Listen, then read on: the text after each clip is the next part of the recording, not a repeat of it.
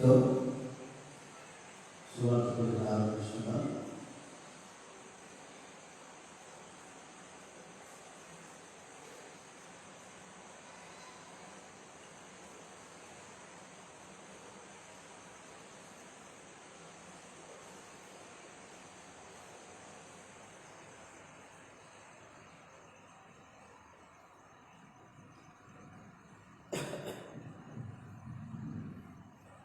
ప్రభువుల మా తండ్రి, ఉదయకాలం శ్రీగారు మీ సన్నిధి చేత మమ్మల్ని తృప్తిపరుస్తూ బలపరుస్తూ మీరు ఆత్మ దేవుడిగా మా హృదయాల్లో నివసిస్తూ మీ పరిశుద్ధాత్మ చేసిన కార్యక్రమం స్థుతిస్తున్నాం. సామెత 18:4 సెలవిచ్చినట్టుగానే మనుషుల నోటి మాటలు లోతు నీటి వంటివి, అవి నది ప్రవాహం వంటివి, జ్ఞానకు ఊట వంటివి సెలవించాడు. దేవా, మీ మనుషులమైన మూలం ప్రేమించి చిరిగిపోయిన మా జీవితాలు, పాపంలో శిక్ష పడవలసిన మా జీవితాలు ఏసుగా ముఖ్యంగా వచ్చాయని సెలవించినట్టుగా మా ఆశ ప్రమాయము మేము నాశనమైపోతుంది అని ఎండిన ఎముకల్లాగా అది దుర్దశలో మమ్మల్ని తండ్రి నన్ను మీరు ప్రేమించి యేసుక్రీస్తు వారి ద్వారా మీరు చేసిన కార్యంపై స్థుతిస్తున్నాను తండ్రి. మా ఆరాధన మా స్థుతులు మా ప్రార్థనలు అంగీకరించున్నారని నన్ను స్థుతిస్తున్నాను. దేవ, నూతన సంవత్సరంలో ఇలా నూతనంగా మేము సేవించుటకై మమ్మల్ని సిద్ధపరిచి మీరు చేస్తూ వచ్చిన మేలంటూ పెట్టి స్తోత్రులు, సాయంత్రం సువార్త కొద్దిలో పాట పాడటంలో మీ పరిశుద్ధ వాక్యాన్ని అనుగ్రహించు, మీ వాక్యం ద్వారా మేము జీవించగలరు. అలాగే అటు ఆత్మ కార్యక్రమం చేత మా జీవితాల్లో తండ్రి విశ్వాసం అటు జీవించు జీవితం మాకు అనుగ్రహిస్తున్న క్రైస్తవులు తండ్రి కృప చూపించు, మీరు మహిమ తెచ్చు, సమస్త మీ కార్యంలో స్థుతిస్తూ మౌనం చెల్లించు. దేవా, సహాయం చేయి. సర్వైక సంఘం నుండి దాసు అనేకంలో గడిపి ప్రత్యేక కొనసాగిస్తున్న మీ ఆత్మ సహాయం అనుగ్రహించి మాతో అందరికీ క్రైస్తవులు ఎంతోమంది లైవ్ ఆసక్తితో వారి అక్కడికి చూస్తుండగా తండ్రి వారితో మాట్లాడుతుండగా ఆత్మలో వెలుగు దయచి మీకు ఇంకా సమీపస్తులు కావడానికి సహాయం చేయండి. యేసు ప్రభువు నామమున స్తుతించి ప్రార్థిస్తున్నాము తండ్రి, ఆమేన్.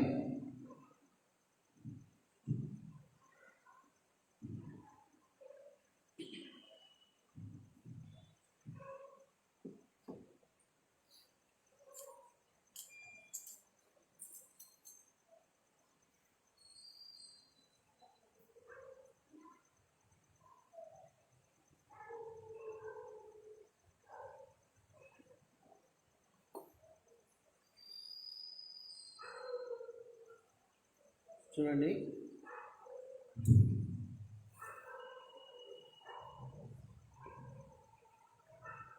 సీఎన్ గీతాలో పాట సంఖ్య 332.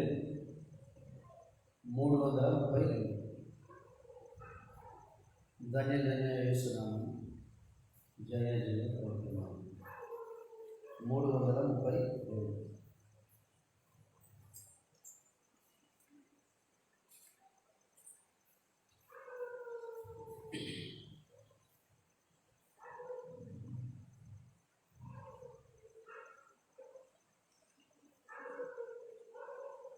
ధన్య ధన్య యేసు నామము,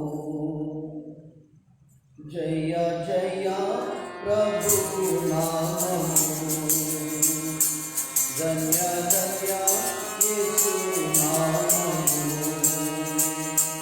జయ జయ ప్రభు నామము.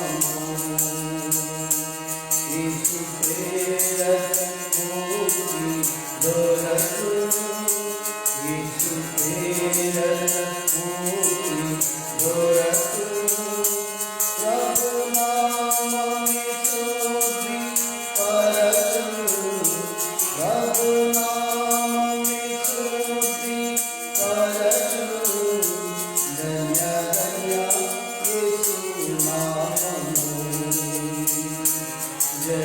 జయ ప్రభు నామము ధన్య ధన్య యేసు నామము జయ జయ ప్రభు నామము యేసు నామము యేసు ప్రియము యేసు నామము యేసు ప్రియము దుఃఖితుల ఆశ్రయ నామము దుఃఖితుల ఆశ్రయ నామము ధన్య ధన్య యేసు నామము జయ జయ ప్రభు నామము ధన్య ధన్య యేసు నామము జయ జయ ప్రభు నామము రమ్యమైనది యేసు నామము రమ్యమైనది యేసు నామము మన శాంతినిచ్చు నామము మన శాంతినిచ్చు నామము ధన్య ధన్య యేసు నామము జయ జయ ప్రభు నామము ధన్య ధన్య యేసు నామము జయ జయ ప్రభు నామము యేసు నామము గణది యేసు నామము గణది ప్రభు పేరున భూతము తొలగించు ప్రభు పేరున భూతము తొలగించు ధన్య ధన్య యేసు నామము జయ జయ ప్రభు నామము ధన్య ధన్య యేసు నామము జయ జయ ప్రభు నామము ఇహ పరములలో యేసు నామము ఇహ పరములలో యేసు నామము మహోన్నతమైన నామము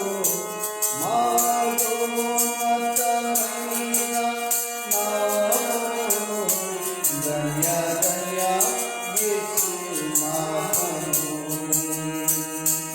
జయ జయ ప్రభు నామము ధన్య ధన్య యేసు నామము జయ జయ ప్రభు నామము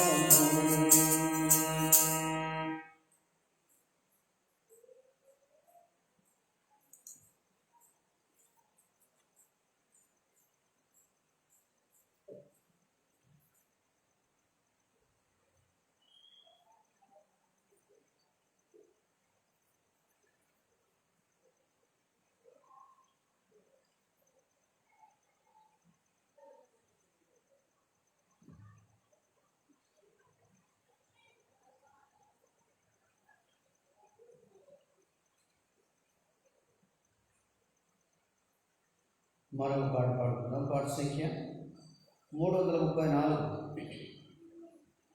పాపమునకు జీతం మరణం. పాపమునకు జీతము మరణం. పాపమునకు జీతం మరణం. పాపమునకు జీతం మరణం. పాపమునకు జీతం మరణం. ఓ పాపి భయపడవా.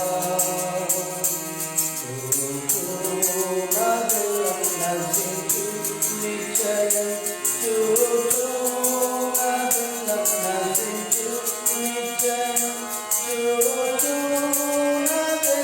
నశించు నిశ్చయం చూడానిది నిజము.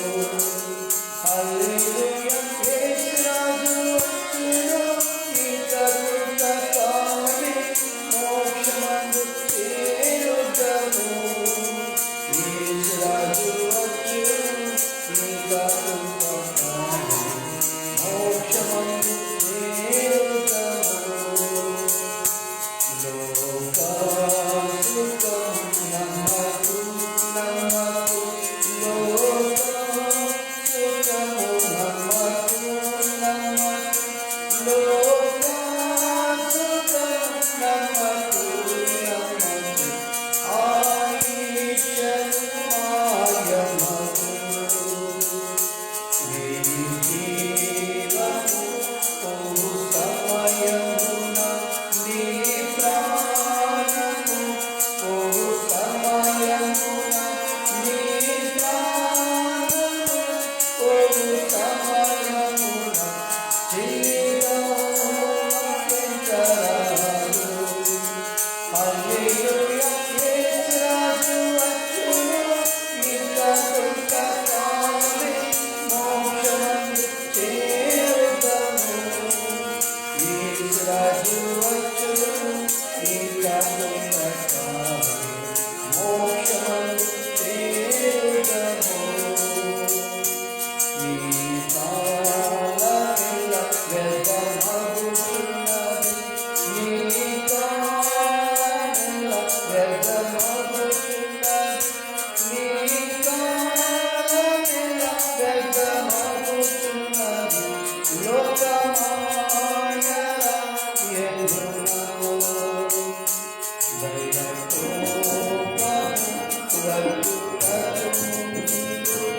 దైవకోపము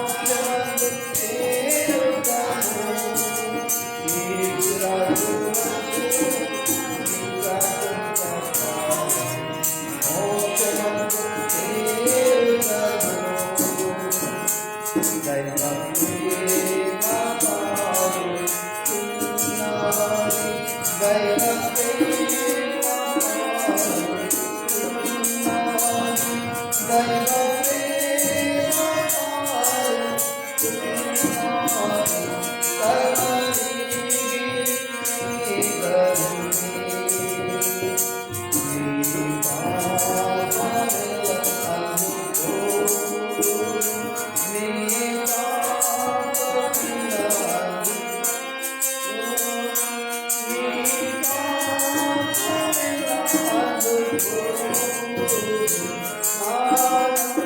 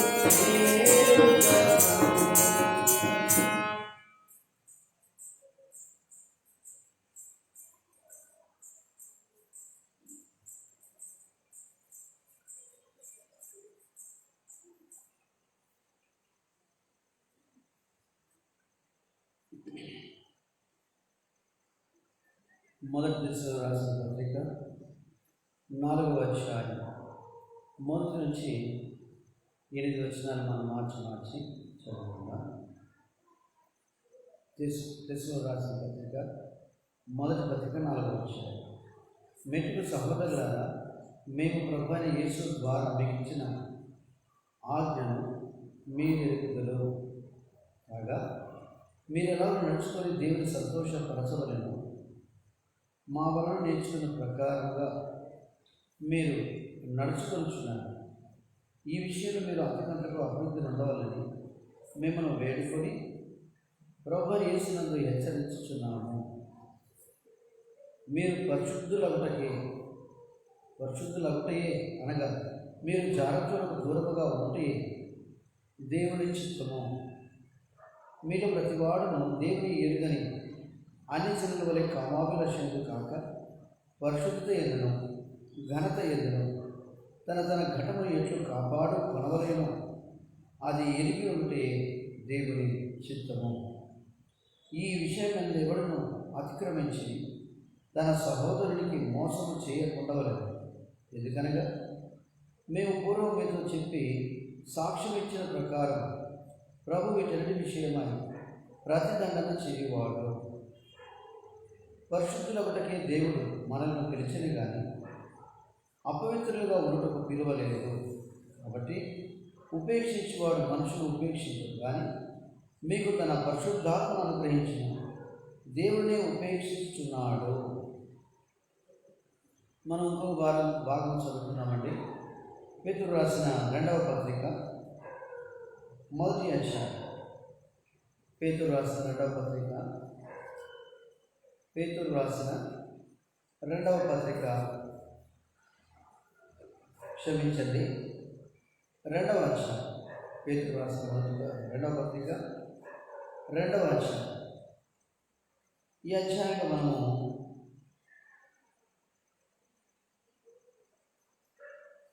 4వ వచనం నుంచి 14వ వచనం వరకు లెక్క పదార్థాలు చదువుకోవచ్చు. 4వ వచనం నుంచి దేవదూతలు పాపం చేసినప్పుడు దేవుడు వారిని విడిచిపెట్టక పాతాళలోకం ముందరి కటిక చీకటి గల బిలములోనికి త్రోసి తీర్పునకు కావలిలో ఉంచబడటం వారిని అప్పగించి, మరియు ఆయన పూర్వకాలమందున లోకమును విడిచిపెట్టక భక్తిహీనుల సమూహం మీదికి జల ప్రళయమును రప్పించినప్పుడు నీతిని ప్రకటించిన నోవకును మరి 7 కాపాడు, మరియు ఆయన సుధమ గుమ్మరాలను పట్టణములను భస్మం చేసి ముందుకు భక్తిహీనులకు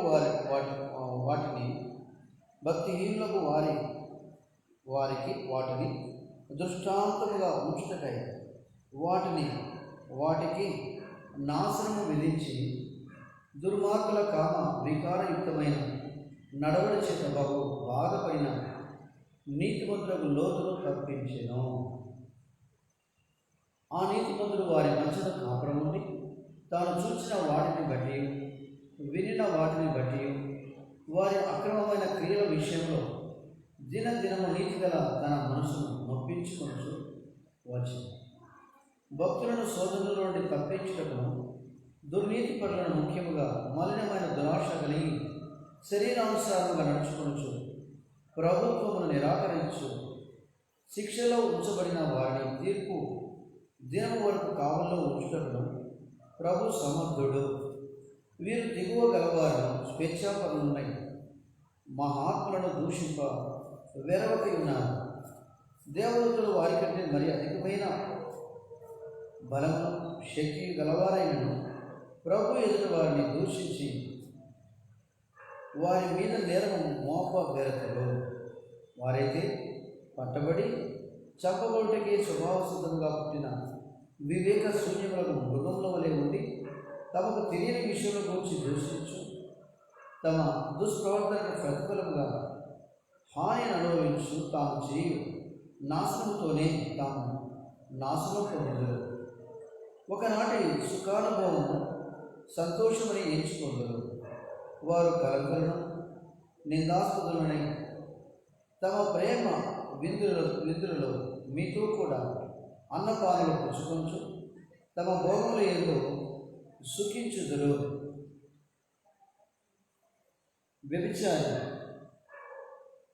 వ్యభిచారిని చూసి ఆశించు పాపము మానలేని కన్నులు గలవారు అస్థిరులైన వారి మనసులను మరలు కొలుపుచు లోకత్వమును సాధకము చేయబడిన హృదయం గలవారు శాపగ్రస్తులనై ఉంది.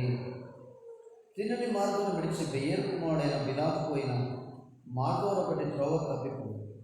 ఆ బిలాము దుర్నీతి వలన కలుగు బహుమానం ప్రేమించను. అయితే తాను చేసిన అతిక్రమం నిమిత్తం అతను గద్దింపబడింది.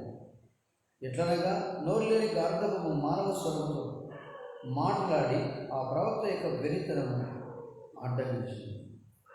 దేవుడు తన వాక్యాన్ని మన కొరకై తన వెనికిడిలో దేవుడు ఆస్వాదించుకున్నాడు. ఇక్కడ వాక్య భాగంలో మనం చూస్తూ వచ్చినప్పుడు మరి అపొస్తలుల కార్యంలో మనం గత దినాల్లో ఉన్నాము. ఈ అపొస్తలుల కార్యంలోని మనము 9వ అధ్యాయంలో ఉన్నాము. ఈ 9వ అధ్యాయంలో ముఖ్యంగా అపొస్తలుడైన పౌలు అంటే సౌలుగా ఉన్న తన జీవితంలో దేవుడు దర్శించినప్పుడు ఎలాగున అతని కన్నుల నుండి పొరల వంటివి రాలుతూ వచ్చాయో అటు విషయాన్ని మనం ధ్యానిస్తూ ఉన్నాం. అందుకే మనం మొట్టమొదటి చూస్తూ వచ్చాం. ఈ పొరలకు కొన్ని పేర్లు మనం పెట్టుకుంటూ ఉన్నాం. మొట్టమొదటిది స్వయమన పొర, రెండవది బంధుత్వమన పొర, మూడవది కులము అన పొర, నాలుగవదిగా స్థానికము అంటే లోకల్, ఐదవదిగా ధనము అన్న పొర, మరి ఆరవదిగా గర్భాంధుడు అన్న పొర, ఏడవదిగా కామాంధుడు అన్న పొర. కాబట్టి ఈ 7 మనము ఏడవదిగా ఈరోజు మనం చూడబోతున్నాం. వాస్తవంగా చాలా విషయాలు ఇందులో ఉన్నాయి. ఒకవేళ మీరు అనుకోవచ్చు పొరలు ఎలాగో మరి ఇన్ని పొరలా అంటే అవును. దేవుని వాక్యంలో మనం చూస్తూ వచ్చినప్పుడు మార్క్స్ వార్త 7వ అధ్యాయం మనం చూస్తే 21వ వచనంలో ఇవన్నీ తేటగా మనకు తెలియపరచబడతా ఉన్నాం. మార్క్స్ వార్త 7వ అధ్యాయాన్ని మనం చూస్తూ వచ్చినప్పుడు 21వ వచనంలో ఇవన్నీ మనం చూడగలం. లోపల నుండి అనగా మనుషుల హృదయంలో నుండి దురాలోచనను, జారత్వమును, దొంగతనములను, నరహత్యలను, వ్యభిచారములను, లోభములను, చెడుతనమును, కృత్రిమమును, కామ వికారమును, మత్సరమును, దేవదూషణయు, అహంభావమును, అవివేకమును వచ్చును. ఈ చెడ్డవనియు లోపల నుండి బయలు వెళ్ళి మనుషుని అపవిత్రపరచునని ఆయన చెప్పారు. బయట నుంచి వచ్చేవి కాదు, లోపటి నుంచే వచ్చి అపవిత్రపరుస్తున్నాయి. ఇక్కడ చాలా సంగతులు ఉన్నాయి. ఇవన్నీ వాస్తవంగా మనుషుని హృదయంలో ఉన్నవే. మనుషుని యొక్క మరి కంటిలో పొరలుగా అవి కమ్మినవిగా ఉండి సృష్టికర్తైన దేవుడిని చూడకూడనట్లుగా ఒకవేళ చూసినా వారి జీవితాల్లో ఆ దేవుని దర్శనము ప్రత్యక్షతను సంపూర్ణంగా కలిగి మరి ఆయనకు అందుబాటులో ఆయన చిత్తము చొప్పున సేవింపలేని ఎంతోమంది నీతిమంతులైన వారు లేకపోవడం. ఉదాహరణకు బిలామే చూడవచ్చు, ఉదాహరణకు లోతునే మనం చూడవచ్చు. లోతు నీతిమంతుడే కానీ అయినా ఏం ప్రయోజనం? తన అంతరంగిక జీవితంలో మరి దేవుడు ఆశించిన మేరకు తన జీవితంలో కార్యము జరగలేదు అని చెప్పవచ్చు. అందుకే మనం ఇప్పుడు 7వదిగా ఈరోజు మనం చూడబోతున్నాం కామతత్వము లేక కామాంధుడు. ఈ కామతత్వం విషయం మనం చూస్తూ వచ్చినప్పుడు దేవుని వాక్యంలో చాలా తేటగా రాయబడి ఉంది. ఇది అన్ని జనులకు సంబంధించింది. మరి ప్రభు చాలా చక్కగా ఈ విషయాలు దేవుని వాక్యం రాయించాడు. రోమిలికి రాసిన పత్రిక 1వ అధ్యాయంలో మనం చూస్తూ వచ్చినప్పుడు రండి దయచేసి రోమిలికి రాసిన పత్రిక 1వ అధ్యాయం 26-27 వచనాలు మనం చూడగలం. అందువల్ల దేవుడు తుచ్చమైన అభిలాషలకు వారిని అప్పగించింది.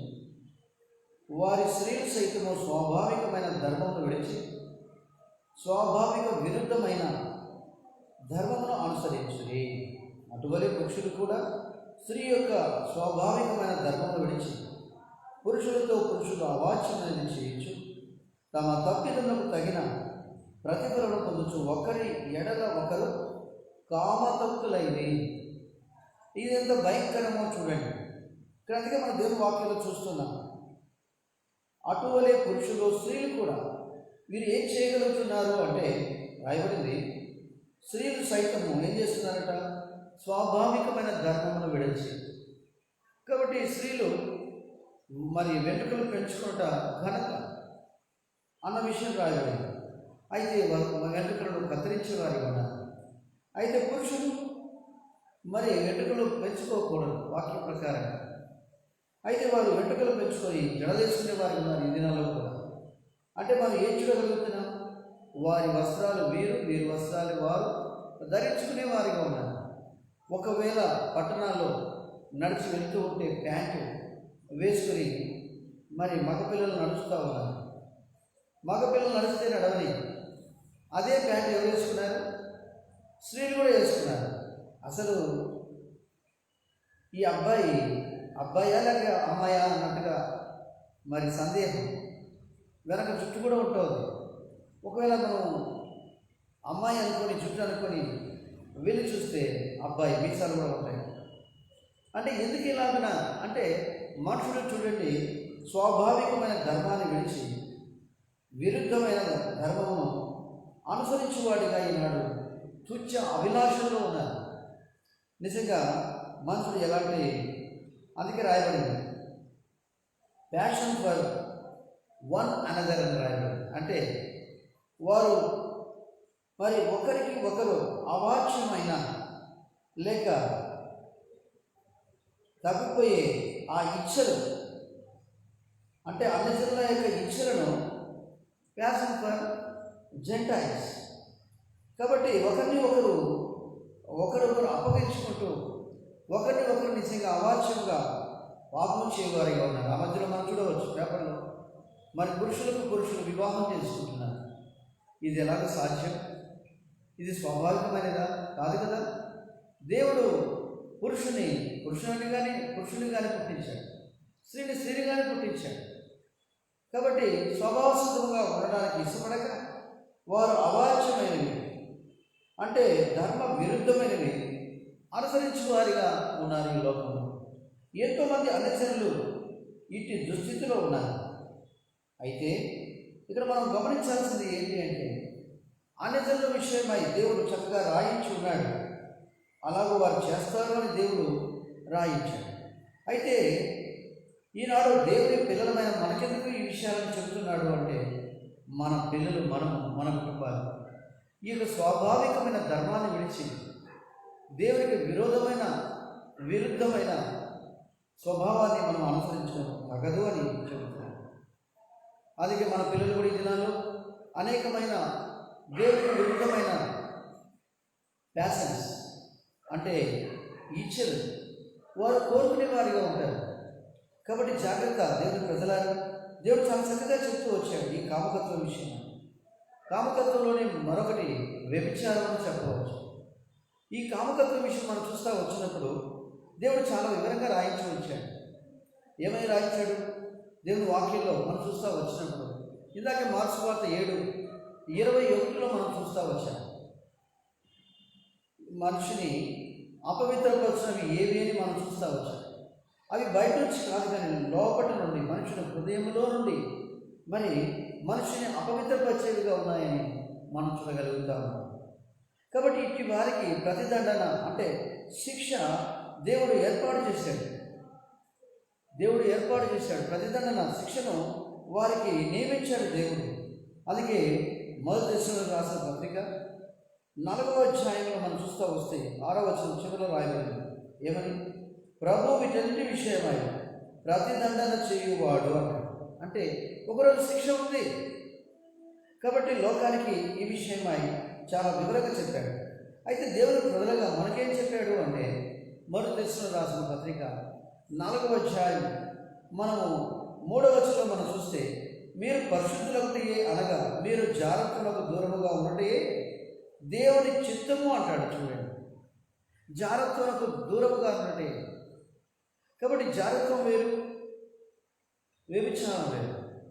అంటే ఒక కన్యకతో పాపం చేయడమే జాగ్రత్తం, ఒక పెళ్ళైన స్త్రీతో పాపం చేయడమే వ్యభిచారం. కాబట్టి ఇవన్నీ గమనించుస్తూ వచ్చినప్పుడు నిజంగా మనుషుని దేవుడు ఎందుకు ఏర్పరుచుకున్నాడు, అసలు దేవుడి చిత్తం ఏంటి అని మనం చూస్తూ వస్తే ఇక్కడ రాయబడింది. మొదటి దశలోనికి రాసిన పత్రిక 4వ అధ్యాయంలో ప్రభు అంటాడు, ఏమని రాయబడింది చూడండి, మీరు జాగ్రత్తలకు దూరముగా ఉన్నట్టే దేవుని చిత్తము అంటాడు 3వ వచనం. తర్వాత 5వ వచనంలో అంటాడు, చూడండి ఎంత చక్కగా ప్రభు రాయించాడు, మీలో ప్రతివాడును దేవుని ఎరిగిన అన్య జనుల వలె కామాభిలాష ఎందుకు కాక పరిశుద్ధత ఎందును ఘనత ఎందును తన ఘటనలో ఎట్లు కాపాడుకోవాలను అది ఎరిగి ఉన్నటే దేవుని చిత్తం. పరిశుద్ధాత్మ దేవుడు చాలా ప్రత్యేకంగా దేవుని చిత్తం అంటున్నాడు. అంటే దేవుని చిత్తం ఏంటి అంటే మనం కామకత్వాలకు దూరంగా ఉన్నట్టే దేవుని చిత్తం. అందుకే మన పిల్లలను మనం ఇష్టానుసారంగా విడిచిపెట్టకూడదు. సరస్వతుల మధ్యలో కొంతమంది లోకంలో పాపం చేసే వారిగా ఉంటారు. వారి భర్త ఎవరో తెలియదు, వారి భార్య ఎవరో తెలియదు, వారి పిల్లలు ఎవరో తెలియదు. అలాంటి వారితో సాంగత్యం మన పిల్లలను చేయకూడదు. చాలాసార్లు మనం నిజంగా వదిలిపెట్టి మనము తర్వాత తమాషా చూస్తాం. అది చాలా గొప్ప ప్రమాదం. అని ఇక్కడ మనం చూస్తూ వస్తే దేవుని వాక్యంలో మొదటి దశలోనికి రాసిన పత్రిక 4వ అధ్యాయంలో చాలా చక్కగా ప్రభు రాయించాడు. ఏమంటున్నాడు ఇక్కడ చూడండి, మొదటి దశలోనికి రాసిన పత్రిక 4వ అధ్యాయం, ప్రభు వీటన్ని విషయమై 6వ వచనం చివరి, ప్రతిదండన చేయువాడు ఓ దేవుని ప్రజలారా, లోకానికైతే ఈ విషయం ప్రతిదండనగా ఉంది, మనకు హెచ్చరికగా దేవుడు ఈ విషయాన్ని తెలియపరుస్తున్నాడని మీకు ప్రేమతో మనవి చేస్తున్నాను. అందుకే ఏంటి దేవుని చిత్తము అంటే కామగత్వములకు దూరముగా మారిపోటీ. రెండవది మనం చూస్తూ వచ్చినప్పుడు ఇక్కడే అంటాడు ఆయన, ఇంకేమంటున్నాడు, తన ఘటమును అంటే తన శరీరము. ఇంగ్లీష్లో చాలా బాగా ఈ మాట మనం అంటాడు. ఏమంటాడు, that each one of you know how to control his own body in holiness. చూసారా, ఓన్ బాడీ, తన సొంత శరీరమును. కాబట్టి ఇక్కడ తెలుగులో అంటున్నాడు, ఏమంటున్నాడు, తన ఘటమును ఎట్లు కాపాడుకోవాలను. ఈనాడు నిజంగా ఎందుకు ప్రభు మనం రక్షించాడు, ఎందుకు ఆయన రక్తాన్ని కాచాడు అంటే మనం పరిశుద్ధంగా ఉండడానికి ఆయన మనల్ని ఏర్పరచుకుని ఉన్నాడు. ఇది దేవుని చిత్తము అంటున్నాడు దశలోనికి రాసిన పత్రికలో. అందుకే 7వ వచనం అంటాడు, 4వ అధ్యాయం 7వ వచనంలో, పరిశుద్ధులకే దేవుడు మనల్ని పిలిచిన కానీ అపవిత్రులుగా ఉండటం పిలవలేదు అంటాడు. ఆ మధ్యలో నాకు బాగా గుర్తుంది, పాల్స్ దగ్గర గారు కడపలో అనుకుంటారు. ఒకసారి వాక్యం చెబుతూ ఆయన ఇలా చెప్తూ వచ్చాడు. ఒక ఇద్దరు సంఘంలో ఇద్దరు కూడా దేవుని వాక్యం చదువుతూ ఉన్నారంట. దేవుని వాక్యం చదువుతూ పోటీపడి చదివేవారంట. కొద్ది కాలం తర్వాత మరలా ఆయన అదే సంఘానికి వర్తమానం ఇవ్వడానికి వస్తే ఆ ఇద్దరు కనపడలేదంట. తర్వాత ఆయన మళ్ళా వర్తమానం తర్వాత ఆయన అడుగుతూ వచ్చాడు, ఇలా పలానా సహోదరుడు పలానా సహోదరి ఇటువైపు అటువైపు వాక్యం చదువుతూ ఉండేవారు కదా, మరి ఏమయ్యారని అడిగితే వారిద్దరు లేచిపోయారని అన్నారంటే ఎవరు. చూశారు ఎంత బాధకరం. ఈనాడు నిజంగా ఇట్టి పాపంలో ఎంతోమంది చిక్కుకునే వారికి ఉన్నారు. అందుకే దేవుని ప్రజలారా, పరిశుద్ధులంటే దేవుడు మనల్ని పిలిచాడు. అపవిత్రులుగా ఉండడం మనల్ని పిలవలేదు, మనల్ని ఏర్పరచుకోలేదు. కాబట్టి అనిజలం ఇక మనం కాము. ఆయన రక్తం చేత మనం కొనబడ్డాం. ఆయన పిల్లలుగా మనం పిలువబడుతున్నాం. మనం పరిశుద్ధులుగా ఉండటకే పిలువబడ్డాం, ఏర్పరచుకొనబడ్డాం. ఇంకా మాట చెప్తే బాగుంటుంది, ఏర్పరచుకొనబడ్డాం. కాబట్టి రెండో విషయానికి వచ్చినప్పుడు ప్రభు మనకు ఒక హెచ్చరికగా పరిశుద్ధులకే దేవుడు మనల్ని పిలిచాడని ఆ విషయాన్ని మరి 7వ వచనంలో నొక్కి చెప్పేవాడిగా ఉన్నాడు. తర్వాత మనం చూస్తూ వస్తే ఇక్కడ మీరు గమనించి ఉన్నారనుకుంటాను, 8వ వచనంలో మరి మొదటి దశలోనికి రాసిన పత్రిక 4వ అధ్యాయం 8వ వచనం, కాబట్టి ఉపేక్షించువాడు మనుషుని ఉపేక్షింపడు కానీ మీకు తన పరిశుద్ధాత్మను అనుగ్రహించిన దేవునినే ఉపేక్షించున్నాడు. ఆ మాట చూడండి, తన పరిశుద్ధాత్మను అనుగ్రహించిన దేవుని. కాబట్టి పరిశుద్ధాత్మ దేవుడు ఆయన రక్షణ ఎందు మనము ఆరంభంలో విశ్వసించడం ద్వారా ఆ పరిశుద్ధాత్మ మన అంతరంగంలోకి వచ్చి మన పాపలను ఒప్పించి ఆయన పరిశుద్ధి గురించిన వాంఛ కోరిక మన అంతరంగంలో పరిశుద్ధమైన వాటి విషయమై దినము మన అంతరంగంలో ఆసక్తి కలిగిస్తూ ఉంటాడు. వాక్యం పట్ల మరి ఆకలి కలుగజేస్తూ ఉంటాడు. అయితే ఎప్పుడు ఈ వాక్యం పట్ల ఆకలి పరిశుద్ధ విషయమైన పట్టింపు మనలో పోతుంది అంటే దేవుని వాక్యంలో మనం చూస్తూ వచ్చినప్పుడు ఇక్కడ రాయబడి మీరు గమనించారు. కాబట్టి ఉపేక్షించువాడు మనుషును ఉపేక్షింపడు, కానీ మీకు తన పరిశుద్ధాత్మను అనుగ్రహించిన దేవునినే ఉపేక్షించున్నాడు. ఎప్పుడైతే మన అంతరంగంలో పాపానికి చోటిచ్చే వారిగా మనం ఉంటామో, రక్షింపబడిన తర్వాత కూడా ఇక్కడ మత్తయి సువార్త 5వ అధ్యాయం చాలా బాగా రాయించాడు. ఏం రాయించాడు చూడండి, మత్తయి సువార్త 5వ అధ్యాయం, మత్తయి సువార్త 5వ అధ్యాయం రండి దయచేసి. 5వ అధ్యాయం 28వ వచనం, నేను మీతో చెప్పినది ఏమనగా, ఒక స్త్రీని మోహం చూచు ప్రతివాడు అప్పుడే తన హృదయమందు ఆమెతో వ్యభిచారం చేసిన వాడు. అందుకే బైబిల్ చెప్పినట్టుగా ఇంకే గ్రంథము చెప్పలేదు. అంత నిగూఢంగా, అంత అంతర్భావాన్ని, అంత ఖచ్చితంగా కూడా ఇంకే గ్రంథం చెప్పడానికి వీలు లేదు. ఒక పరిశుద్ధ గ్రంథం బైబిల్లో మాత్రమే ఇంత సూటిగా, ఇంత ఖచ్చితంగా, ఇంత వివరంగా రాయబడ్డం మనం చూడగలం. ఏమని రాయబడింది? ఒక స్త్రీని మోహం చూచు ప్రతివాడు. ఎప్పుడైతే నీ వయసుతో నిమిత్తం లేకుండా నువ్వు ఏ వయసులో ఉన్నా, అది పెద్దవాళ్ళు అంటారు, చింత చచ్చిన కొడుకు చావులో అన్నారు. వయసుతో నిమిత్తం లేదు సుమా, జాగ్రత్త. నీ అంతరంగంలో ఎప్పుడైతే ఈ యొక్క కామము చూపు లేక మోహము చూపు నీలో పనిచేస్తుంది అంటే నువ్వు ఏ వయసులో ఉన్నా వెంటనే జాగ్రత్త పడాలి. వెంటనే నీ అంతరంగంలో బాగు చేయబడే ఆయన రక్త ప్రోక్షణకి లేక దేవుని వాక్యమునకు నువ్వు చెవి ఎక్కువవాడుగా, దేవుని వాక్యమును మరి మరలా ధ్యానించువాడుగా, చోటించువాడుగా ఉన్నప్పుడు నీవు వ్యభిచారంలో పడిపో. ఇక్కడ అదే రాయబడింది. ఏమని రాయబడింది? మొట్టమొదటి ఏమో మోహము చూపండి, అంటే అబ్బా ఎంత బాగుంది అనుకోవడం, ఆహా అనుకోవడం. కాబట్టి ఈ సాయంకాల సమయంలో మనం జాగ్రత్తగా ఉంటాం. ఒక జరిగిన సంఘటన చెప్తున్నా చూడండి. ఒకసారి కాలేజీ పిల్లకాయలంతా మరి కాలేజీ వదిలిన తర్వాత సాయంకాలం అందరూ రోడ్డు దాటి వెళ్తున్నారు. ఒక ముసలాయన ఆయన కూడా రోడ్డు దాటడానికి మరి అక్కడ వేచి ఉన్నాడు.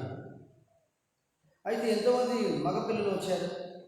అంకుల్ రోడ్డు దాటించమంటారా, మీకు సహాయం చేసేదా, రండి మా చేయి పట్టుకొని రండి రోడ్డు దాటిస్తామని అన్నాడు.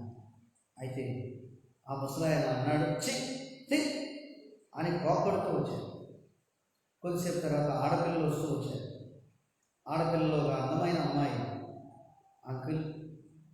అంకుల్ నేను నీకు సహాయం చేయమంటావా, రోడ్డు దాటించమంటావా అంటే అప్పుడు ఆ అంకుల్ అంటున్నారు, అమ్మా మీలాంటి వారి కోసం నేను చూస్తున్నానమ్మా, రోడ్డు దాటిస్తారా అన్నాడు ఆ ముస్లింవాడు. అంటే అర్థమవుతుందా? అంతవరకు నిజంగా ఎవరస్తులు ఏ పిల్లలైతేవి, మగపిల్లలైతేవి, ఆడపిల్లలైతేవి, అంటే ఆడపిల్లల అందం, ఆడపిల్లలు నిజంగా దాటించడం ఆయనకి ఇష్టంగా ఎందుకు ఎంచుకుంటున్నాడు? తన మనసులో కోరిక. అందుకే దేవుని ప్రజలారా జాగ్రత్త, ఇది భయంకరమైన ఉరి, ఇది భయంకరమైన పాపం. అందుకే మోహం చూపు అంటాడు. చూపులో ఎన్నో రకాలు.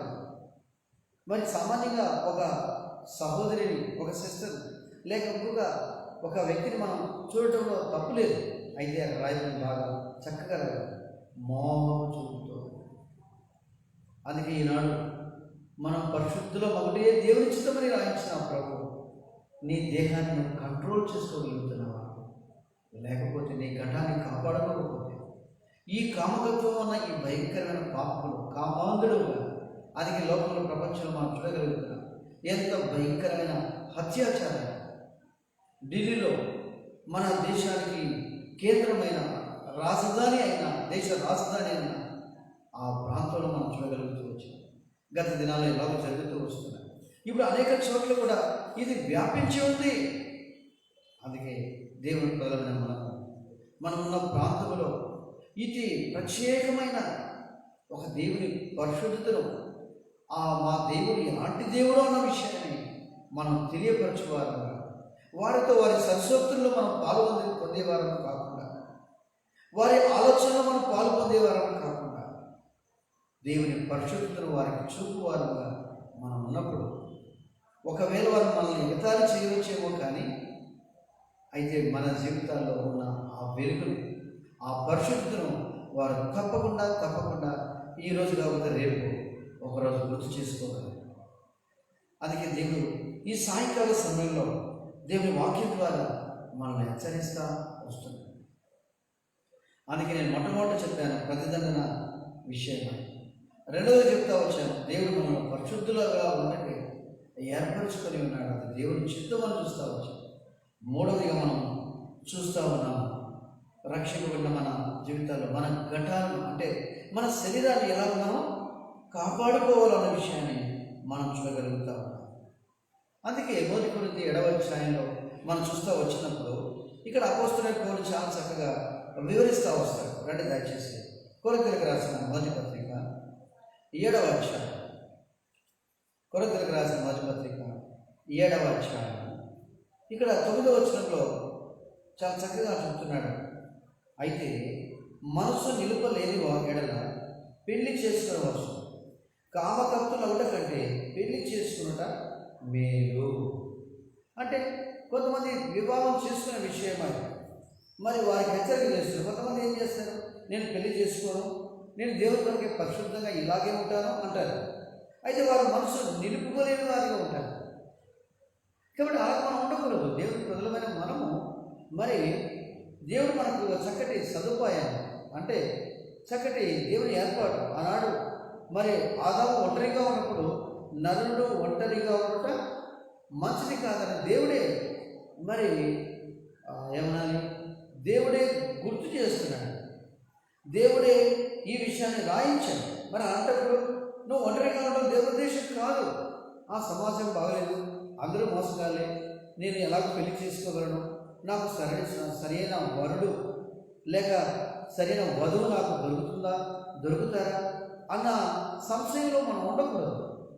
అందుకే దేవుడు మనకు నిజంగా ఆనాడు పరిశుద్ధాత్మ దేవుడు ఎలాగన ఆ ఆదాము వలన జతపరిచి వారికి వివాహ మరి కార్యక్రమాన్ని ఏర్పాటు చేశాడు. ఒకవేళ నేను అనుకుంటున్నాను, ఆదాము వాళ్ళ వివాహానికి దేవదూతలే వచ్చి ఉంటారు. మరి సాక్షులు ఎవరు? భూమి, ఆకాశము, సముద్రములు, మరి సృష్టి యావత్తు కూడా ఈ పంచభూతములే మరి ఆదాము హవ్వల యొక్క వివాహానికి సాక్షులు నేను తలుస్తున్నాను. కాబట్టి కామ కత్తులు అవుట కంటే పెళ్లి చేసుకున్నట మేలన్నాడు పౌలు. కాబట్టి మనసు నిలుపనేయడం. కాబట్టి దేవుని ప్రజలైన మనము మనసు నిగ్రహించుకోవడం చాలా అవసరం. అందుకే మనసు అన్నది చాలా ప్రాముఖ్యమైనది. ఇంగ్లీష్లో మైండ్ అంటాడు, మైండ్ అండ్ మ్యాన్. అంటే మనుషుడు. కాబట్టి మనసు అనేది చాలా ప్రాముఖ్యమైనది. మన జీవితాల్లో మనసు నిలుపుకోవడం అన్నది కేవలం ఆయన ప్రభువు యేసుక్రీస్తు వారి ద్వారానే సాధ్యం. అందుకే దేవుని వాక్యాన్ని బాగా చదువుకోండి దైవ సేవకులు, పరిచారకులు దేవుని గురించి దేవుని ఆ మర్మములను వారి అనుభవాల ద్వారా తెలియపరుస్తుండగా వాటిని నిర్లక్ష్యం చేయవద్దని దయచేసి. అందుకే దేవుని వాక్యాన్ని మనం ఎంత సాధ్యమైతే అంత సమీపముగా ప్రతి నిత్యము ప్రతి గంట మనం రావడం చాలా అవసరం.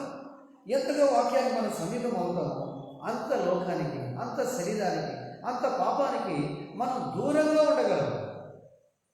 అయితే ఎప్పుడైతే మనం చూడండి దేవుని వాక్యానికి, దేవుని సన్నిధికి, దేవుని మందిరానికి, ఇంకా పరిశుద్ధుల సహవాసానికి మనం దూరంగా ఉంటూ వస్తాము, సాధారణ దగ్గర ఉంటూ వస్తాము. ఈ మర్మాన్ని మర్చిపోవాలి. అందుకే ఏ ఒక్క కోరిక కూడా, ఏ సమయంలో కూడా నువ్వు పోగొట్టుకోవాలి. దేవుడు నీకు అవకాశం ఇచ్చిన కొలది పరిశుద్ధులతో, దేవుని ప్రజలతో, వారి మధ్యలో నువ్వు గడపడానికి ఎంత ప్రయత్నిస్తావో, ఎంతగా నువ్వు అటు సహవాసం, నిజమైన దేవుని సహవాసం కలిగి ఉంటావో నీ జీవితంలో నువ్వు ఎంతో ధన్యులుగా చేయబడతావు. అందుకే మనం చూస్తూ వస్తే ఇప్పుడు పేతురు రాసిన 2వ పత్రికలో మనం వెళ్తాం. రండి దయచేసి పేతురు రాసిన 2వ పత్రిక 2వ అధ్యాయంలో మనం వెళ్దాం. ఇక్కడ కొన్ని సంగతులు మనం చూద్దాం. రండి దయచేసి పేతురు రాసిన 2వ పత్రిక. ఇక్కడ మనకు హెచ్చరికగా ప్రభు ఎవరిని ఉంచాడు అంటే లోతు కుటుంబాన్ని ఉంచాడు. చూడండి, లోతు కుటుంబాన్ని మనకు ఉంచాడు. ఇక్కడ చాలా చక్కగా రాయబడింది 7వ వచనంలో, దుర్మార్గుల కామ వికారయుక్తమైన నడవడి చేత బహు పాడిన నీతిమంతులకు లోతును తప్పించెను. నీతిమంతులకు లోతును తప్పించు.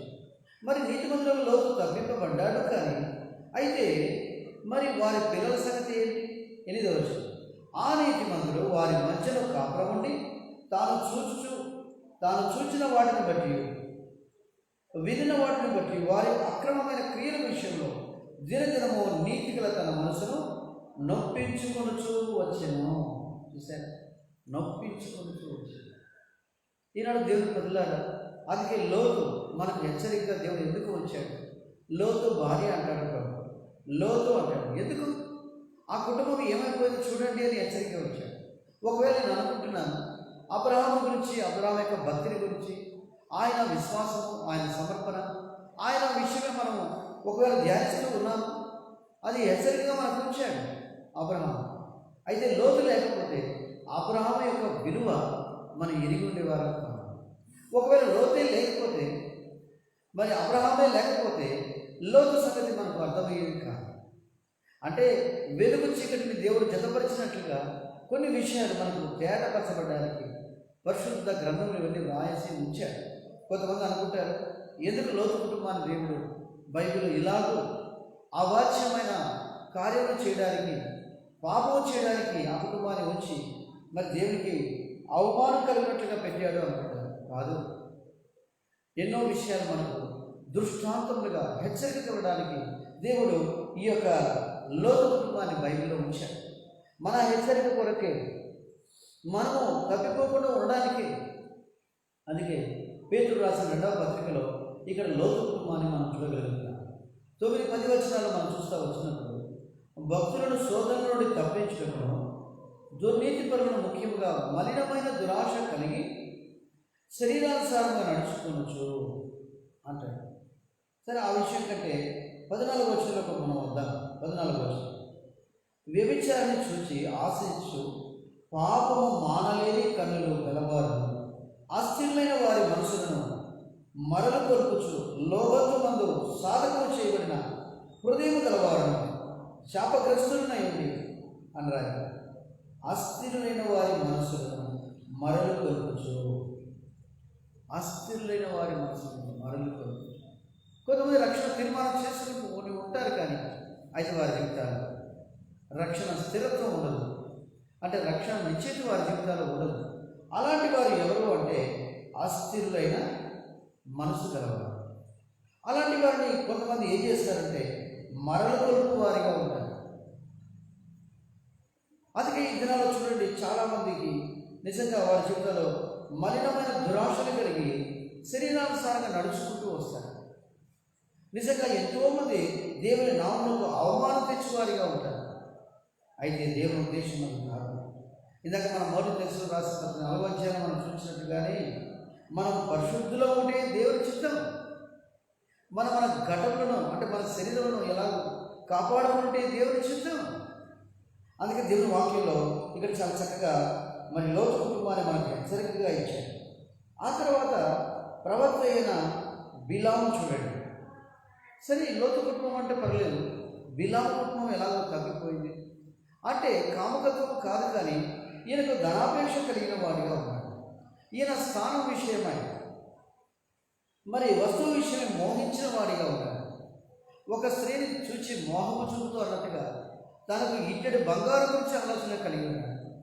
రాజు అనుగ్రహించి ఘనత మీద ఆశ కలిగి ఉన్నాడు. ఓ దేవుని ప్రజలారా, జాగ్రత్తగా మనం ఉందాం. మన దేవుని వాక్యాన్ని సరిగా చూసుకుందాం. ఇంకో మాట చెప్తే బాగుంటుందేమో, దేవుని వాక్యాన్ని మనం భయపడదు. ఎంతటి వారైనా దేవుని వాక్యం యుద్ధకు వచ్చినప్పుడు వనకవలసిందే, సందేహమే లేదు. ఎందుకంటే దేవుని వాక్యం అంత బలమైనది, అంత శక్తి కలది. హెబ్రీ 4:12 రాయబడినట్టుగా ఆ దేవుని వాక్యం సజీవమైనది, బలము కలది, ఎటువంటి కడుపు కంటూ వాడి కలగక రాయాలి. అది కీళ్ళను మూలుగును విభజించినంత మటుకు దూరంలో రాయబడి. నీ హృదయంలో అలాగ దొరుకుతుందా? అలాగ పని చేయనిస్తున్నావా? వాక్యం వింటున్నావు కానీ కాళ్ళు చాపుకొని ఈచర్లో కూర్చొని పడుకొని ఏమిటో ఈయన కాదు, ఈ ఛానల్ కాదు, మరొక ఛానల్లోకి వెళ్దాం, ఈయన కాదు ఇంకొకటికి వెళ్దాం. నువ్వు ఎన్ని ఛానళ్ళను పెట్టుకో, దేవుని వాక్యం శక్తి మారదు. నువ్వు దేవునికి అవసరం. నువ్వు పరిశుద్ధంగా ఉండడం దేవుని చిత్తం. ఓ యవనస్తుడా, దేవుడు నిన్నే ప్రేమిస్తున్నాడు. నిన్ను ప్రేమించే వారి లోకంలో లేకపోలేదు. అయితే అందరికంటే నీ కొరకు ప్రారంభించి రక్తము కాల్చిన ఆ సజీవుడైన దేవుడు నిన్ను ఏర్పరచుకున్న ఉద్దేశాన్ని నువ్వు తెలుసుకొని చెబుతున్నావు. ఈ సాయంకాలం ఇటు పరిశుద్ధత విషయమై నీ జీవితంలో ఎందుకు జాగరూకుడుగా ఉండకూడదు?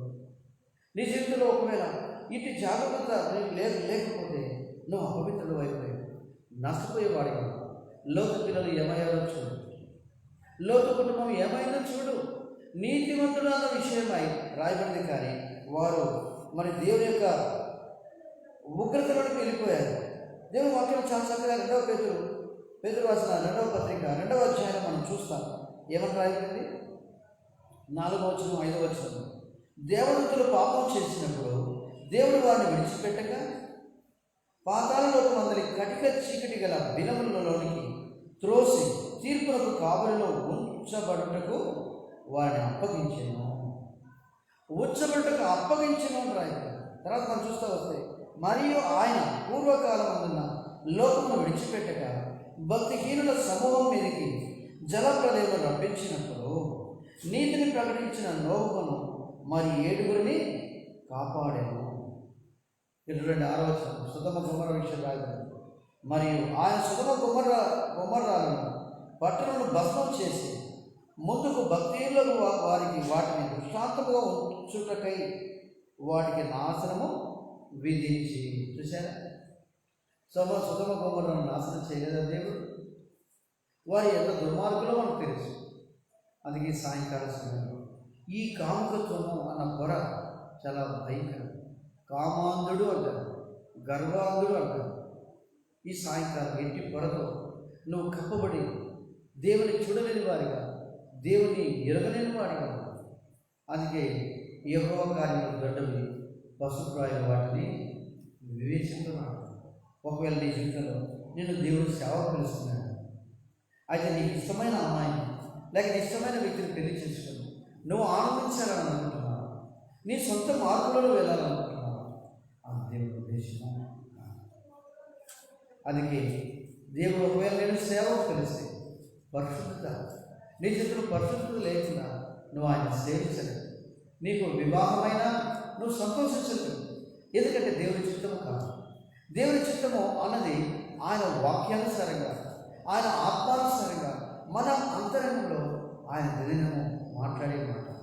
ఏదో మనుషుల మాటలు పెట్టి నువ్వు మభ్యపెట్టబడి, లేక నీ సుఖాన్ని కోరుకొని, లేక సులభంగా నేను బ్రతుకుతాను అనుకుంటే నీ జీవితంలో దేవుని సంతోషపరిచేవాడు, దేవుని సంతోషపరిచే దానంగా నువ్వు ఉండలేదు. అందుకే జాగ్రత్త. ఒకవేళ నీకు వర్తమానం నీ కొరకేమో, ఈ కాముకత్వం విషయమై, నీ శరీర ఇచ్చల విషయమై, అందుకే నువ్వు రక్షింపబడ్డావు, కానీ నీ అంతరంగంలో స్థిరమైన మనసు లేదు, అస్థిరమైన మనసు నీలో ఉంది. ఎవరో నేను మరలు కొలుపుతా ఉన్నా, కాని మార్గంలో నేను తీసుకువెళ్తా ఉన్నా. జాగ్రత్త, హెచ్చరికపోవడం. నిన్ను రక్షించిన నీ ప్రభు నీలో ఆయన చిత్తము చూడాలని ఆశపడుతున్నాడు.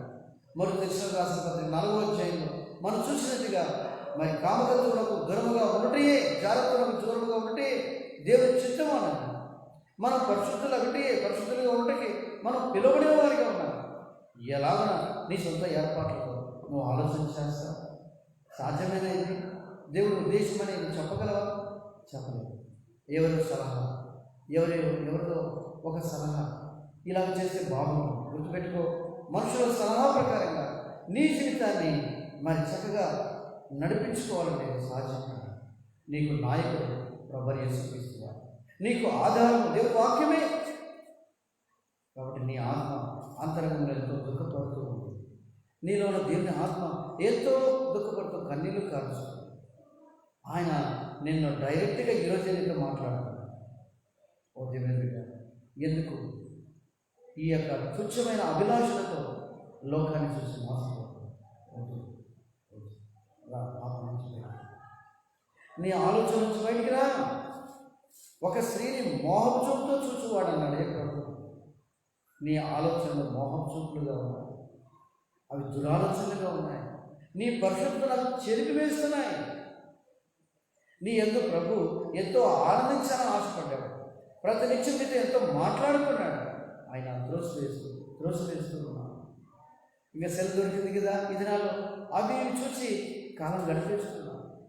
వద్దు, క్షమాపణ ప్రభావాలను క్షమించు. మీ వాక్యంలో సెలవిచ్చావు ప్రభు. మరి తెలిసిన రాసిన పత్రిక 4వ అధ్యాయంలో మీరు సెలవిస్తూ వచ్చారు ప్రభు. అలాగే పరిశుద్ధులగుటకే దేవుడు మనల్ని పిలిచను కానీ అపవిత్రులుగా ఉండకు పిలువలేదు. 4వ అధ్యాయం 7వ వచనం. దేవుని చిత్తము 2 సార్లు చెప్పాడు దేవుడు. జాగ్రత్త. ఎవరొస్తున్నా నువ్వు పరిశుద్ధంగా జీవించగలుగుతున్నావా? యేసు ప్రభువు అందుకే చెప్పాడు, నేను పరిశుద్ధులను కనుక మీరునో పరిశుద్ధులైంది. ఈ సాయంకాలం నీ అంతరంగం ఎలా ఉంది? ఓ సహోదరి సహోదరుడు, నేను చెప్పాను, పాపానికి వయసుతో నిమిత్తం లేదు. కొంతమంది పాపం బయటికి చేస్తారు, కొంతమంది హృదయంలో చేస్తారు. బాబా అదే చెప్తారు. ఇంకో మాట చెప్పమంటారా? బయటికి చేసే పాపం కంటే అంతరంగంలో నువ్వు చేస్తున్నావే ఆ మోహం చూపుతో, అది చాలా భయంకరమైన పాపం. కాబట్టి తీర్మానం చేస్తుంది. ఎందుకంటే దేవుడు నేను పరిశుద్ధులుగా ఉండగా పిలిచాడు. ప్రభు యొక్క ఉద్దేశమే ఒక తీర్మానం చేస్తాడు. ప్రభు తప్పకుండా నేను కలుగుతాడు. మరి ఎక్కువగా అక్కడ రాయబడిన వాక్యంలో ఈ యొక్క కామతత్వానికి ఇలా నువ్వు అలవాటు పడిన తర్వాత అంతరంగంలో నువ్వు ఏమవుతావంటే వ్యభిచారం, ఆ తర్వాత వ్యభిచారంలో రావచ్చు. అది ఇంటి పాపం నుంచి ప్రభు నిన్ను కనికరించడం, నిన్ను క్షమించడం కాదు. ఒకవేళ ధర్మశాస్త్ర ప్రకారంగా ఆ దినాల్లో దావీదు పాపం చేశాడు, కానీ అయితే తన హృదయం ఎంత పశ్చాత్తాపడ్డాడో చరిత్రలో ఈనాటికి కూడా నిజంగా దేవుడు రాయించవచ్చు. ఒకవేళ దేవుడిని కనికరిస్తాడు కదా, క్షమాపణ. కీర్తన 51లో మనం చూస్తూ వచ్చాం, దేవా నీ రక్షణ ఆనందం మరలా పుట్టించుకున్నాను. ఒకవేళ రక్షణ పొందేవు కానీ ఆనందం నీ జీవితంలో లేదు, కచ్చాడుతున్నావు నీ జీవితం, ఆనందం చేయలేకపోతున్నావు నీ జీవితం, బలలో చేయి వేయలేకపోతున్నావు నీ జీవితం, దేవుని సంఘానికి దూరంగా ఉన్నావు నీ జీవితం, దేవుని కార్యములకు నీకు సంబంధం లేకుండా ఉంటున్నావు. ఒకప్పుడు అలా కాదు. ఒకప్పుడు ఆ సాన్నిధ్యం వేరు, ఆ స్పర్శ వేరు, ఆ తాకుడు వేరు. ఇప్పుడు అన్నీ పోగొట్టుకున్నావు నీ జీవితం. ప్రభు ఎందుకు రా? ప్రభుని అడుగు, ప్రభువా క్షమించు, నా హృదయంలో ఉన్నవే నన్ను అపవిత్రపరుస్తున్నాయన్న విషయాన్ని ఇంతకాలం నేను వినలేకపోవచ్చు. కాబట్టి ఎవరో కాదు, ఎక్కడో కాదు, నీ అంతరంగంలో ఇవన్నీ. అందుకే పౌలు మనం చూస్తూ వచ్చినప్పుడు ఆయన ప్రత్యేకంగా ఏర్పాటు చేయకుండా వాళ్ళని చెప్పవచ్చు. అందుకే తన కళలో ఆ పొరలన్నీ రాలిపోతూ వచ్చాయి. అందుకే ఆ మనుషులు ప్రపంచంలో అందరికంటే ఒక ప్రత్యేకమైన మనం ఏర్పాటు చేయబడిన వ్యక్తిగా, అపోస్తలులోనే ఒక ప్రత్యేకమైన వ్యక్తిగా, గొప్ప సాధనంగా దేవుడు ఆయన వాడుకోవచ్చు. నువ్వు కూడా దేవుడికి అవసరం. ఆ పొరలు ప్రభు నీలో తీసివేసి నిన్ను ఆయన కొరకైన ఘటముగా, ఒక పరిశుద్ధమైన ఘటముగా నిన్ను వాడుకోవాలని ఆశపడుతున్నాను. ముగింపులో ఒక మాట చదివి నేను ముగిస్తాను. దేవుని వాక్యంలో మనం చూస్తూ వచ్చినప్పుడు ఈ యొక్క తిమోతికి రాసిన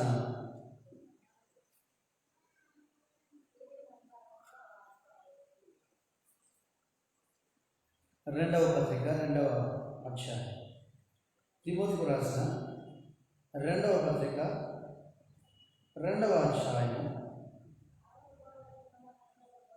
20వ వచనం. గొప్ప ఇంటిలో వెండి పాత్రలను, బంగారు పాత్రలు మాత్రమే కాక కర్రవియు మట్టివి కూడా ఉన్నవి.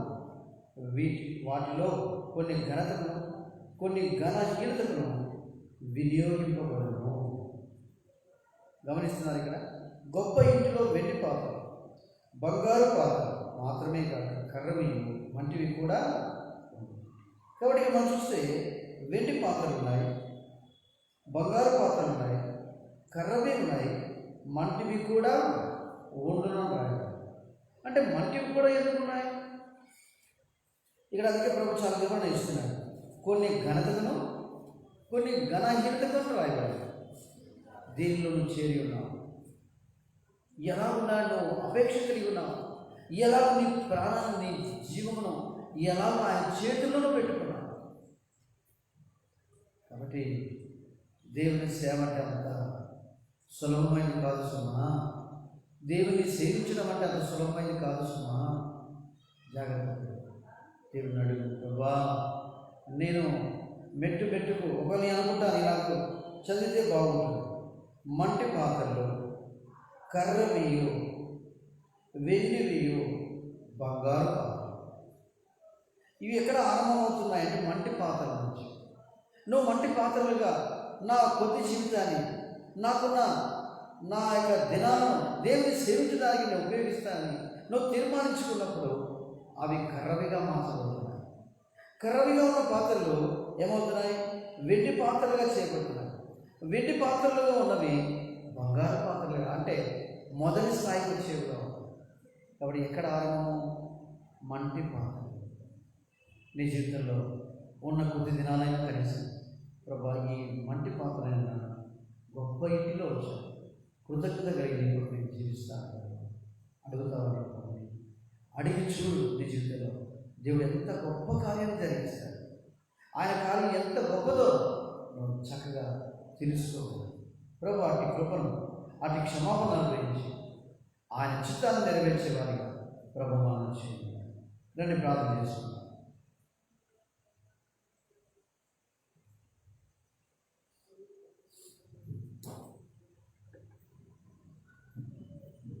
మా తండ్రి, ఈ సాయంకాల సమయంలో మాకు మీ వాక్యాన్ని తేటగా వివరిస్తూ వచ్చారు. మన దృష్టిలో రాసిన పత్రిక 4వ అధ్యాయం, పేతురు రాసిన పత్రిక 2వ పత్రిక 2వ అధ్యాయం ద్వారా ఎంతో వివరంగా మీ లేఖనాలను బయలుపరిచారు. తండ్రి కనికరించి ఈనాడు ఎంతోమంది ఆశ్చర్యులైన మనసు గల వారి మరలు కలుపుబడి మరలా పాపులోనికి, మరలా శరీర ఈశ్వరంలోనికి, ప్యాసెస్ ఆఫ్ జెంటైల్స్ అన్నిజంగా ఈశ్వరంలోకి వెళ్తున్నారు. అటు వారితో మీరు మాట్లాడుతారు. ఎంతోమంది వారి జీవితాల్లో రక్షింపబడి కూడా ఇది మోహం చుట్టూ ఉన్నారు. హృదయం అంతరంగాల్లో ఎన్నో ఇది పాపము బరువు కలిగి ఉన్నారు. అందుకే వారి తల్లి పశుప్రాయంగా ఉన్నారు. మీ కార్యం ఎదురువారిగా ఉన్నారు. యెహోవా మీ కార్యం దొడ్డవేసి సెలవిస్తూ వచ్చారు. పశుప్రాయాలు వాటిని వివేచించుకోవడం సెలవించారు. అందుకే భౌతికంగా కట్టడాలు, భౌతికమైన వాటిని ప్రేమిస్తున్నారు తప్ప ఆత్మ సంబంధమైన పరిచయం ఎంతోమంది ఎరుగని వారిగా ఉన్నారు. వారి సుఖాన్ని ప్రేమిస్తూ ఉన్నారు. దేవా మీ వాక్యం దీవించుకుంటుంది. దేవా హృదయాల్లో మీరు కార్యించండి. మొదలు తేడగా మీరు మాట్లాడుతుండగా తండ్రి అనేకులు ఒప్పించు. ఎవరు అస్థిరమైన మనసు గలవారే ఉన్నారు, కనికరించుకుంటారు. అంత మాత్రమే కాదు, ఎంతోమంది రక్షింపబడి దేవుని ప్రజలైన వారి పిల్లలు ఎలా ఉన్నారు వారు జాగ్రత్త తీసుకోవడానికి హెచ్చరిక చేశారు. లోక కుటుంబాన్ని మాకు హెచ్చరిక చేశారు. వారి పిల్లలు ఇలా భ్రష్టులైపోయారు. ఇలా కామకత్వానికి అప్పగించుకొని వారు ప్రతిగణన పొందుతూ వచ్చారు. సులభ బొమ్మలను మాకు చూపుతా వచ్చారు. తండ్రి కనికరించారు. ఈనాడు ఎన్నో పరిస్థితులు తండ్రి మరి స్వాభావిక విరుద్ధమైన వాటిని చేయించు. ఎన్నో రకాల ఆయా దేశాల్లో మా ప్రాంతాల్లో ఎంతోమంది ఇంటి పాపలు భ్రష్టులైపోతున్నారు. తండ్రి సరస్వతులు పాపపు మాటలు పిల్లలకి మాట్లాడుతూ ఈ దేవుని ఎరగనటువంటి భయం లేని వారిగా ఉన్నారు. పిల్లల భవిష్యత్తు గురించి ఎంత మాత్రం లెక్క చేయని వారిగా ఉన్నారు. వారు పాపం చేయొచ్చు, పాపం నేర్పువారిగా ఉన్నారు. తండ్రి కనికరించు. దేవా మీ కార్యించు. మీరు ఎంత చక్కగా మాట్లాడుతూ వచ్చారు. దేవుడు పరిశుద్ధులుగా మిమ్మల్ని పిలిచి ఉన్నాడని సెలవించినారు. పరిశుద్ధులని దేవుడి చిత్తమని సెలవించారు. తండ్రి మా ఘటాన్ని, మా శరీరాలను పరిశుద్ధంగా కాపాడుకుంటుందిగా. మా హృదయ రహస్యమైన దేవుడు, మా అంతరంగమైన దేవుడు తండ్రి మీ కార్యించి మీ నామను మహిమపరచుకున్నాం. మీ వాక్యాన్ని దీవించుకున్నాం. వారం కూడా వారందరూ మీ సన్ని తోడుగా వచ్చారు. ఎంతమంది లైవ్లో పెట్టున్నారు. వారి హృదయాల్లో ప్రత్యేకమైన భయాన్ని, పరిశుద్ధులు మీరు తీసుకున్నారు. లోక మాలిన్యం నుండి, శరీర మనస్తత్వం నుంచి తప్పించి పరిశుద్ధులతో ఆనందించుకుని నీతి కొరిగిన ఆకలి దప్పులు, వాక్యం పట్ల శ్రద్ధ మీరు అనుగ్రహించుకుని మీరు మహిమ తెచ్చుకున్నారు. యేసుక్రీస్తు ప్రభువు నామములో స్తుతించి ప్రార్థిస్తున్నాము తండ్రి. ఆమేన్. తోటలను కాపాడుతూ తన మహిమ ఆనందంతో నిర్దోషం నిలబెట్టును శక్తిగా మన రక్షకుడైన ద్వితీయ దేవునికి మహిమయు మహాచం ఆధిపత్యం అధికారం సర్వ యుగములకు ఇప్పుడు కలుగును గాక. ఆమేన్. జాగ్రత్త భక్తులార పిలిపిరి ప్రభు యేసువే వచ్చును. జాగ్రత్త భక్తులార పిలిపిరి ప్రభు యేసువే వచ్చును. వందనము హోసన్నా, వందనము హోసన్నా, రాజాది రాజు వచ్చును. రాజాది రాజు వచ్చును. విను మానవాళం పూరమని ప్రధాన దూత శబ్దము. విను మానవాళం పూరమని ప్రధాన దూత శబ్దము. జాగ్రత్త భక్తులార పిలిపిరి ప్రభు యేసువే వచ్చును. జాగ్రత్త